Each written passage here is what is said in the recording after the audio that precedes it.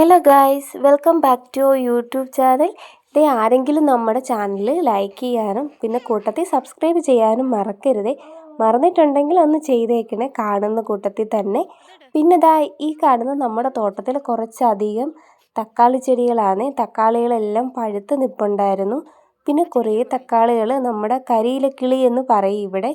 അത്യാവശ്യം കൂടുതലുണ്ട് കേട്ടോ. രാവിലെയും വരും, ഒരു 3 മണി കഴിയുമ്പോൾ ആൾക്കാർ ഇറങ്ങും. ഇഷ്ടം പോലാണ് കേട്ടോ.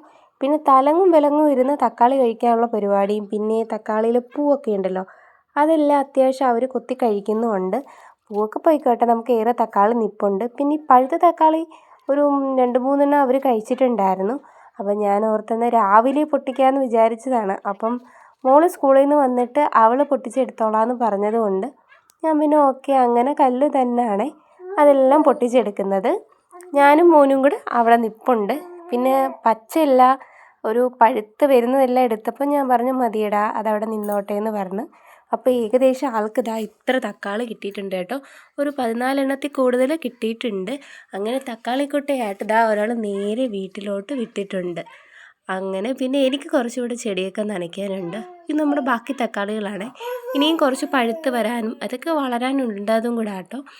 ഒന്നും ആയിട്ടില്ല. അങ്ങനെ നമ്മുടെ ബാക്ക് സൈഡിൽ കുറച്ച് പച്ചക്കറികളൊക്കെ ഉണ്ടായിരുന്നു. അതിന് അത്യാവശ്യം വെള്ളമൊക്കെ ഒഴിച്ച് കൊടുത്തിട്ടുണ്ട്. പിന്നെ ഈ കാണുന്ന ഒരു ചോള വന്നേ, ഇത് നമ്മൾ കുറേ എണ്ണം നട്ടിട്ട് ഈ ഒരെണ്ണം മാത്രമേ ആയിട്ടുള്ളായിരുന്നുള്ളൂ. പിന്നെ എനിക്ക് കിട്ടാത്ത, അതായത് എൻ്റെ തോട്ടത്തിൽ വളർത്താൻ ഇതുവരെ സാധിച്ചിട്ടില്ലാത്ത ഒരാളാണ് ഈ കോവൽ.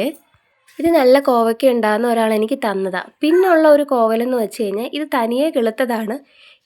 ഈ മരത്തേലാണ് കയറി പോകുന്നത് മൊത്തം. പിന്നെ ഞാനത് കട്ട് ചെയ്ത് താഴത്തോട്ട് പടത്തുന്നുണ്ട്. എന്നാലും അതിനിങ്ങനെ മേലോട്ട് കയറിപ്പോകാനുള്ളൊരു ടെൻഡൻസി ഇങ്ങനെ കാണിച്ചുകൊണ്ടിരിക്കുകയാണ്. പിന്നെ താഴോട്ട് വിട്ട് കഴിഞ്ഞപ്പോഴത്തേക്കും അത്യാവശ്യം അവിടെ ഇവിടെയൊക്കെ കോവൽ ഉണ്ടായി തുടങ്ങിയിട്ടുണ്ട്. പിന്നെ കാട്ടുകോവലൊന്നുമല്ല കേട്ടോ, നാടൻ കോവയ്ക്ക തന്നെയാണ്. നല്ല അത്യാവശ്യം വലിപ്പം വെക്കുന്ന കോവയ്ക്കയാണ്. ഇത് താഴെ വീണൊക്കെ കിടന്ന് ഇഷ്ടം പോലെ കിട്ടുന്നുണ്ട്, കിളി കൊത്തിയേ പഴുത്ത് കഴിയുമ്പം. അങ്ങനെ കോവയ്ക്കൊക്കെല്ലാം വെള്ളം ഒഴിച്ച് അത് നമ്മൾ ബാക്ക് സൈഡിൽ, ഇനി വീടിൻ്റെ ഫ്രണ്ട് സൈഡിൽ നമുക്ക് എളുപ്പം എത്തിപ്പെടാൻ പറ്റിയിട്ടുള്ള പച്ചക്കറികൾ മാത്രം, അതായത് പടവലം, പാവയ്ക്ക, പയർ, ഇങ്ങനെയുള്ള ഐറ്റംസൊക്കെ ഞാൻ ഫ്രണ്ടിലാണ് വെക്കുന്നത്. അതാകുമ്പോൾ നമുക്ക് പുഴു കയറുമ്പോഴൊക്കെ നോക്കാൻ എളുപ്പമുണ്ടല്ലോ. പിന്നെ ഈ കാണുന്നത് നമ്മുടെ വീട്ടിലെ ഒരു സ്റ്റാർ ഫ്രൂട്ടിൻ്റെ പ്ലാന്റാണ്. ഇപ്പോൾ ചൂട് കൂടുന്നുണ്ട് കേട്ടോ, ഇടയ്ക്കൊക്കെ കരിഞ്ഞ് കിടക്കുന്ന കണ്ടില്ലേ. ഇതിൻ്റെ ഒരു പ്രശ്നമെന്ന് വെച്ച് കഴിഞ്ഞാൽ ഇത് ഇത്ര പരുവത്തിലാവുമ്പോഴേ ഞാൻ തൊടുമ്പോഴേ നമ്മുടെ കയ്യിലോട്ട് ഇങ്ങനെ പൊട്ടി അങ്ങ് വീഴുന്നുണ്ട്, കണ്ടില്ലേ. ഇത് ഇങ്ങനെ കുറേ പോകുന്നുണ്ട്. ഇത് ചിലപ്പം ചൂട് കൊണ്ടായിരിക്കും, എന്താണെന്ന് എനിക്ക് അറിയില്ല. ഇങ്ങനെ കുറേ പോയിട്ട് നമുക്ക് എന്തായാലും കിട്ടുകയും ചെയ്യും കേട്ടോ. ഇങ്ങനെ താഴെ എല്ലാം കിടക്കുന്ന കണ്ടില്ലേ. പിന്നെ നമുക്ക് അടുത്തത് ഒരു പടവലങ്ങ ആണ്. ഇത് കണ്ട് ഇപ്പോൾ പൂത്ത് കായൊക്കെയായി വരുന്നുണ്ട്. പിന്നെ കുറേ ഇങ്ങനെ ആയിട്ട് അത് ഉണങ്ങിയും പോകുന്നുണ്ട്, പഴുത്തുമൊക്കെ, എന്താണെന്നറിയില്ല.